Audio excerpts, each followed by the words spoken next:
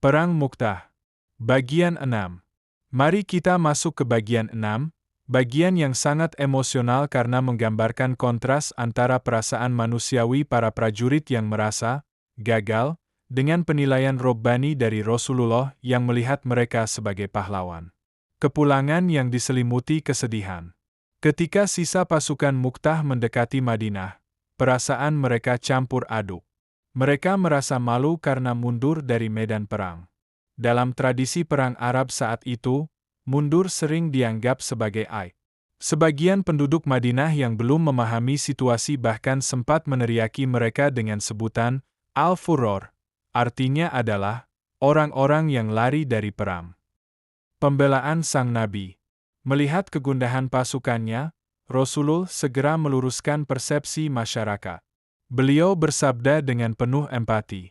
Mereka bukan orang-orang yang lari atau Al-Furor, melainkan orang-orang yang akan menyerang kembali atau Al-Quror, insya Allah.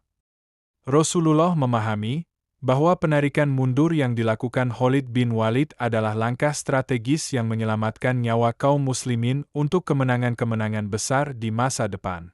Mukjizat dan gelar Saifullah. Jauh sebelum pasukan tiba di Madinah, Rasulullah telah menceritakan jalannya perang kepada para sahabat melalui wahyu.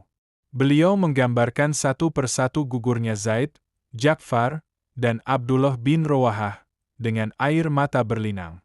Namun, wajah beliau berubah berseri saat menceritakan kepemimpinan terakhir, seraya bersabda, hingga akhirnya panji diambil oleh salah satu pedang dari pedang-pedang Allah atau Saifullah, dan alih memberikan kemenangan dan jalan keluar melalui tangannya.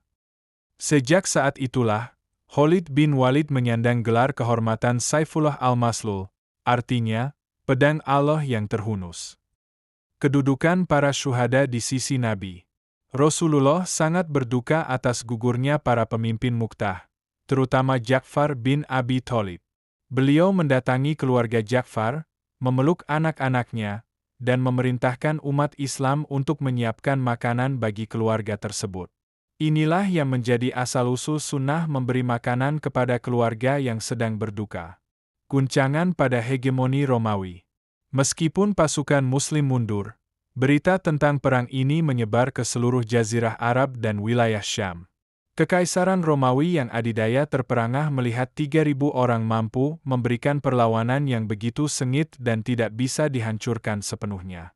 Kejadian ini meruntuhkan mitos bahwa Romawi tidak bisa dikalahkan, dan membuat suku-suku Arab di utara mulai berani melirik kekuatan Islam sebagai alternatif kekuatan baru. Poin analisisnya adalah: pertama, adanya kepemimpinan empatik. Bagaimana Rasulullah memulihkan mentalitas pasukannya yang jatuh dengan memberikan label baru yang positif, yaitu Al-Quror. Kedua, adanya validasi strategi. Pengakuan Nabi terhadap tindakan Khalid menunjukkan bahwa dalam Islam, taktik militer yang cerdas untuk menyelamatkan nyawa adalah hal yang terpuji, bukan pengecut. Bagian terakhir, bagian 7, akan menjadi penutup yang kuat, merangkum pelajaran atau ibrah, dan bagaimana Muktah menjadi pintu pembuka bagi pembebasan tanah Syam dan Yerusalem di masa depan. Apakah Anda ingin lanjut ke bab penutup?